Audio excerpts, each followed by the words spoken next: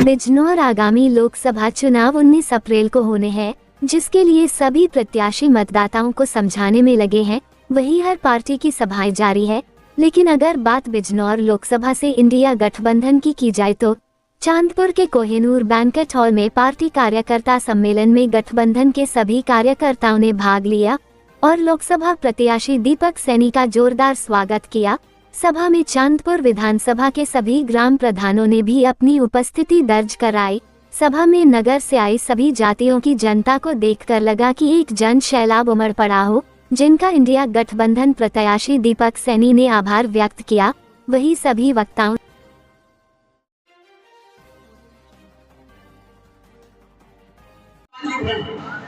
पर जब मैं चुनाव लड़ा तो सभी कार्यकर्ता, सभी क्षेत्रवासी धोबी बन गए थे और नारा दिया था कि तू भी धोबी, मैं भी धोबी, धोबी बनके लड़ाएंगे, धोबी को जिताएंगे।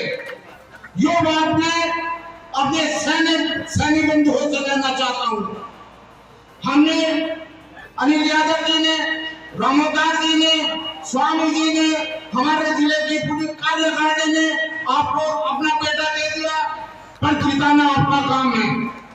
पूछे कि जीत कैसे है आपकी, वो बताना चाहता हूँ। जवाब दे देना, पहले कह देना कि मुसलमान भाई 100% हमारे साथ है, एक भी वोट कटने वाला। मैं बधाई देना चाहता हूँ मुसलमान भाइयों को कि उन्होंने अपनी मेहनत से, अपने विश्वास से पूरे उत्तर प्रदेश का जीत लिया है। कोई भी ये नहीं कह सकता मुसलमान भाई समाजवादी पार्टी से अलग चला जाएगा।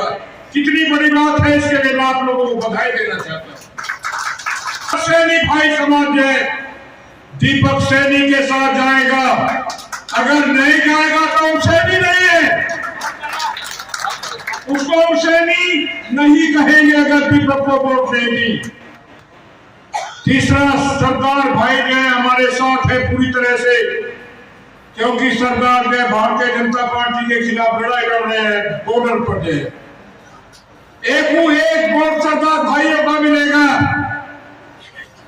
क्योंकि भाई भी आपके साथ है और 30% जाट बिरादरी के लोग भी आपके साथ हैं।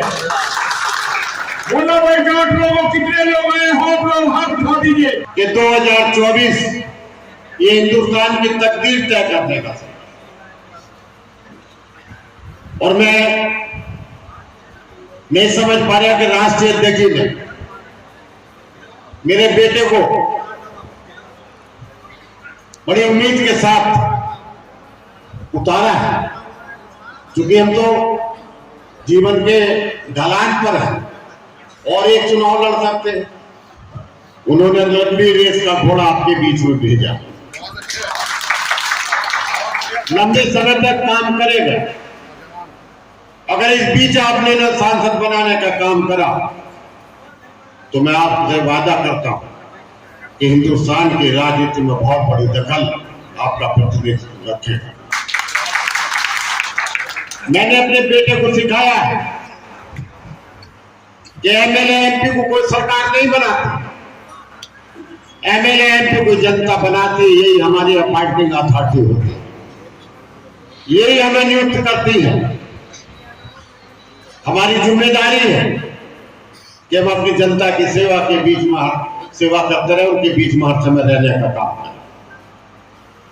यही एक प्रतिनिधि का दायित्व भी होगा। थोड़ी सी बात मैं कहना चाहता हूं, खासकर सैनी समाज के लोगों को मैं बताना चाहता हूं कि दीपक सैनी कोई बहुत बड़ा नेता नहीं है। पश्चिमी उत्तर प्रदेश में ये मान के सैनी समाज के लोग रहते हैं, इसलिए सैनी समाज के बेटे को लंबा रेस का घोड़ा मान के चुना गया दीपक सैनी। और पार्टी ने ये उम्मीद की है कि पश्चिमी उत्तर प्रदेश में सैनी समाज के लोग वोट देने का काम करेंगे। अगर आपने केवल दीपक सैनी को ही जिता के वोट देने का काम करा तो ये पार्टी के साथ, गठबंधन के साथ बेईमानी होने का काम करेगा। मैं गया हूं मेरठ में, मैं गया हूं मुजफ्फरनगर में, मैं गया हूं शामली में, पूरा सैनी समाज का वोट अधिकतर आज समाजवादी पार्टी को पड़ने का काम है। सैनी समाज के लोगों की आपकी जिम्मेदारी है कि जहां जहां भी आपकी रिश्तेदारी समाजवादी पार्टी को वोट दिलवाने का काम करे, पहले वहां दिलवाए, फिर अपने बेटे को जिताने का काम। अगर इसमें कोई ढिलाई हो गई, आपको यहां तक पहुंचने में 76 साल लग गए देश की आजादी के बाद। अगर अगली बार इस बार कोई गलती आप लोगों ने कर दी तो 100 साल तक आपको कोई हिंदुस्तान की जमीन पर पूजने वाला नहीं होगा। मैं ये कहना चाहती हूँ कि हमारा इलेक्शन बहुत अच्छा इलेक्शन है। लोकसभा में मेरा बेटा दीपक सैनी मेरा बेटा है, आपका बेटा है।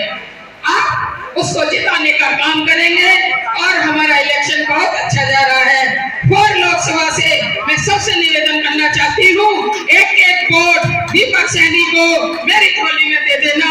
आपसे निवेदन, आपसे प्रार्थना, सभी भाइयों से, यहाँ कोई प्रजापति समाज का भी हो, मैं उससे भी निवेदन प्रार्थना करती हूँ कि एक एक वोट प्रजापति समाज का दीपक के लिए होना चाहिए। धन्यवाद। देखिए, आज देश इस मोड़ पर है जहां ये भ्रष्टाचारी सरकारों ने, बीजेपी की सरकार ने किसानों पर, नौजवानों पर, गरीबों पर, व्यापारियों पर जो अत्याचार कर रखा है, तो अब हम लोग जितने नौजवान युवा हैं और गठबंधन के जितने हमारे पदाधिकारी हैं, सब लोग इस बात का मुंह तोड़ अब जवाब देंगे। अब हमारा समय आया है। 19 तारीख को पहला चरण है, उस पर साइकिल का बटन दबाकर, कांग्रेस का बटन दबाकर, जहाँ जहाँ हमारे गठबंधन के प्रत्याशी लड़ रहे हैं, अपने लोगों को जिताकर इस भ्रष्टाचारी सरकार को हटाने का काम करें। भाजपा के दिग्गज नेता बिजनौर में आकर सभाएं कर रहे हैं और अपने प्रत्याशी को जिताने का 400 सीट की वो बात कर रहे हैं, तो इसमें आप क्या कहना चाहते हैं? देखिए, बिजनौर का जो टिकट है वो पीडीए के तहत दिया गया है। एक पिछड़े समाज के बेटे को टिकट दिया गया है। इससे भाजपा घबराई हुई है, इसलिए उनमें बौखलाहट है और ये बौखलाहट ही हमारी जीत का रास्ता है। क्या गठबंधन के कोई कर्मठ नेता इधर आने का संभावना है? जी बिल्कुल आएंगे, भविष्य में बहुत बड़ी सभाएं होंगी, हमारे अध्यक्ष जी भी आएंगे, आपको पता चलता रहेगा। आप युवा हैं, आपको टिकट दिया है सरकार ने, क्या आप जनता को संदेश देना चाहेंगे? देखिए, युवा को टिकट दिया है इसलिए कि आज के टाइम में उत्तर प्रदेश में 15 लाख लगभग सरकारी, अर्ध सरकारी नौकरियां खाली है और ये सरकार युवाओं को ठगने का काम कर रही है, परीक्षा लीक कराकर उनसे वसूली करने का काम कर रही है। तो युवा है, जीतेंगे, संसद में मुद्दा उठाएंगे और अपने युवाओं को सबसे पहला रोजगार उपलब्ध कराने का काम करेंगे। 400 प्लस के नारों को कैसे देखते हैं? 400 हराओ, भाजपा हटाओ, देश बचाओ।